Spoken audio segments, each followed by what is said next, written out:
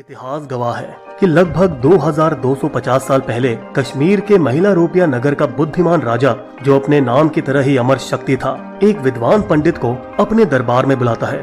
पंडित जी, मेरे 3 पुत्र हैं, तीनों की बुद्धि कम है, उन्हें कुछ सिखाओ, बुद्धिमान बनाओ। अगर आप कामयाब हुए तो मैं आपको जमीन के साथ साथ इनाम भी दूंगा। हे राजा, मुझे इस काबिल समझा, मैं शुक्रगुजार हूँ, लेकिन मैं 80 साल का बुजुर्ग हूँ, भला धन का मैं क्या करूँगा? मुझे उनके साथ 6 महीनों का समय दें। यदि मैं उन्हें शासन करने लायक ना बना पाया तो मुझे मृत्यु दंड दे देना। ये जानते हुए कि उन्हें शास्त्र का पाठ सिखाने की कोशिश करना एक हाथी को नचाने के बराबर होगा, इसलिए किताबों से ज्ञान छानकर उन्हें काबिल बनाया।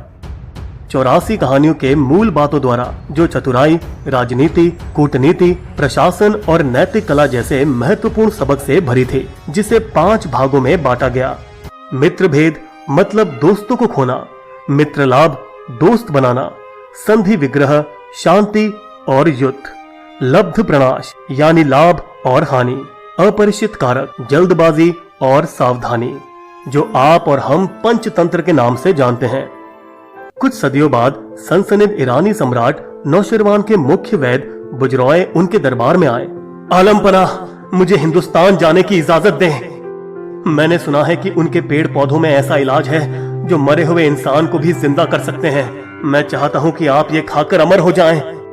तो गया ढूंढने, ये हो सकता है या ये या फिर ये। जब वे एक भी मुर्दे को खड़ा न कर पाए तो उन्होंने कुछ संतों से संपर्क किया। मैंने लगभग हर पौधे की जांच की, मगर मुझे अब तक कामयाबी नहीं मिली।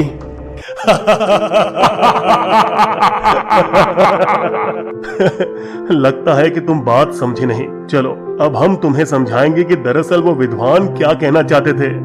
पहाड़ हमारे ऋषि हैं, पौधे उनका ज्ञान, दवा उनके ज्ञान के शब्द और मरा हुआ उनका अक्ल है, जो ज्ञान प्राप्त करके फिर से जाग उठी। ये लो, ये हमारे पंचतंत्र हैं, ये मरे हुए अक्ल को फिर से जिंदा करेगी। बुजरॉय ने अपने देश लौटकर उन पंचतंत्र को पहलवी में दोबारा लिखा। कुछ सदियों बाद इब्न अल मुकाफा ने इसे अरबी भाषा में ट्रांसलेट किया, जिसके बाद इसका अनुवाद हिब्रू, जर्मन, फ्रेंच, स्पेनिश, पुर्तगाली और अन्य सभी यूरोपीय भाषाओं में किया गया। हमारे इस वीडियो का मकसद आपको ये बताना है कि कैसे पंचतंत्र वापस अपने घर भारत लौटा, और इसके लिए हमें पंचतंत्र के मशहूर फारसी अनुवाद को देखना होगा, जो कि हुसैन बिन अली अवाइज ने अनवर सुहाली के नाम से 1504 में लिखी थी।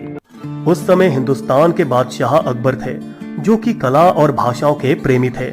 मैं चाहता हूँ कि आप इस अनवर सुहाली की 2 प्रतियां और बनाएं। उनमें से एक अब लंदन के ओरिएंटल और अफ्रीकी अध्ययन स्कूल में है। दूसरी कॉपी की कहानी बड़ी दिलचस्प है। इसकी शुरुआत होती है ठीक 200 साल पहले 1818 के एंग्लो मराठा युद्ध से।